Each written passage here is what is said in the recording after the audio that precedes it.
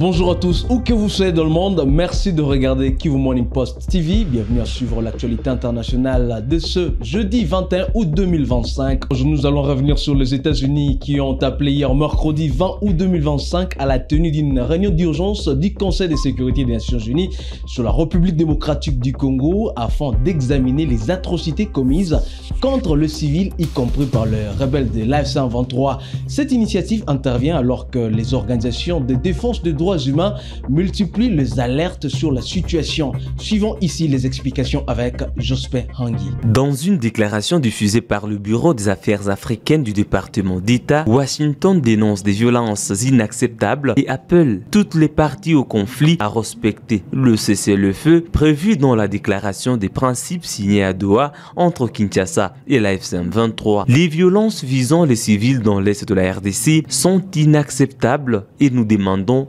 instamment à toutes les parties de respecter le cessez-le-feu, souligne le communiqué qui avertit que ces violations ne menacent pas seulement les progrès vers la paix, mais perpétuent la souffrance des civils qui ont enduré des décennies de conflits. Les États-Unis affirment avoir demandé à l'ONU une séance d'information d'urgence consacrée à la RDC afin de discuter des horribles abus perpétrés contre les civils, y compris par le M23, tout en promettant de continuer à promouvoir l'obligation de rendre les comptes afin de garantir que ceux qui compromettent la paix, la stabilité ou la sécurité en subissent les conséquences. Ces déclarations interviennent alors que Human Rights Watch a récemment accusé le M23 d'avoir exécuté plus de 140 civils Hutus dans le Nord Kivu, accusation qualifiée de mensongère,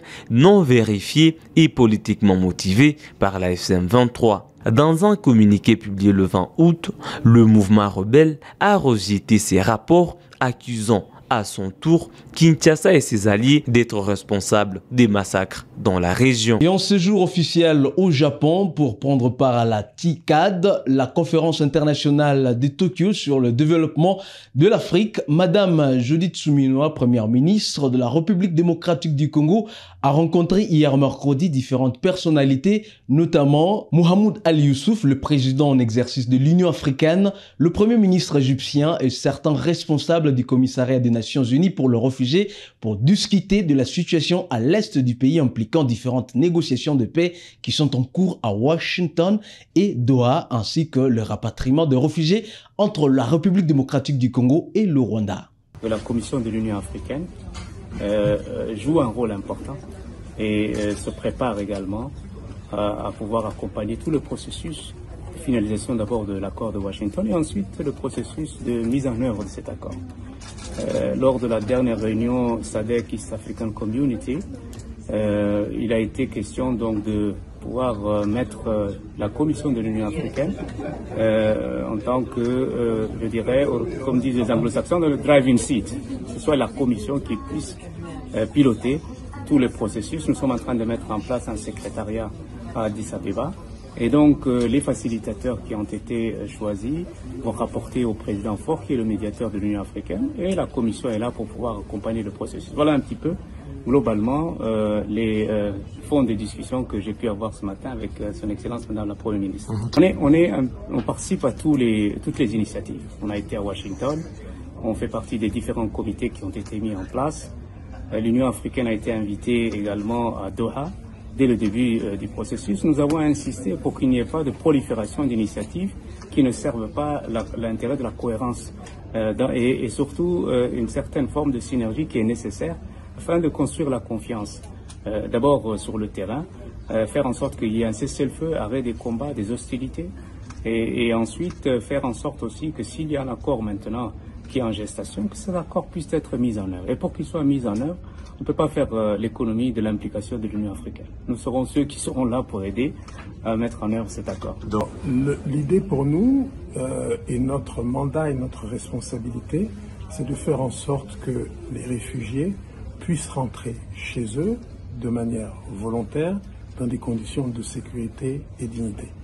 Que ce soit les Congolais qui se trouvent au Rwanda ou les Rwandais qui se trouvent au Congo. Alors, il y a comme je viens de vous l'indiquer, le rapatriement est volontaire. C'est-à-dire qu'il y a la personne qui souhaite rentrer doit pouvoir le faire de manière volontaire, sans être forcée à le faire. Et comme je vous l'ai indiqué, il y a des Rwandais qui se trouvent au Congo depuis de nombreuses années, 10 ans, 20 ans, 30 ans parfois, et pour lesquels le retour nécessite, bien sûr, comme vous avez dit, les conditions nécessaires, mais aussi un soutien et un appui qu'il faudra qu'on puisse mobiliser pour pouvoir les aider à rentrer de manière volontaire et dans des conditions de sécurité. Je ne pense pas qu'il faille dire ça. Je pense qu'il faut que nous fassions tout ce qui est en notre pouvoir pour faire en sorte que ceux qui souhaitent rentrer chez eux puissent le faire et que ceux qui souhaitent rester dans le pays où ils se trouvent puissent aussi le faire. L'occasion, l'opportunité de lui faire part d'un message de son homologue et frère, le président Félix-Antoine Tshisekedi.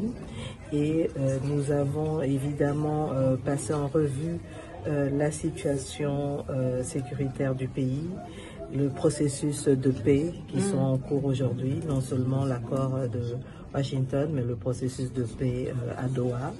Et nous avons eu aussi à échanger sur différents partenariats, accords commerciaux que nous avons déjà ou que nous sommes en train de finaliser avec l'Angola, notamment pour les questions des hydrocarbures. Là, l'accord a été fait et nous sommes en discussion sur d'autres secteurs tels que la pêche ou autres. Le diplomate belge Maxime Prévost a reçu en audience hier mercredi 20 août 2025 à Lubumbashi la députée nationale Clotilde Moutita de Ensemble pour la République. Lors de cet entretien, la députée a mis l'accent sur le retour au pays de son autorité morale, Moïse Katumbi, qui est en exil, afin de participer au dialogue national inclusif soutenu par la Belgique. Et c'est la fin de cette rubrique de l'actualité internationale sur Campe TV. Mesdames et messieurs, où que vous soyez, merci à vous de l'avoir suivi. Restez avec nous et à très vite.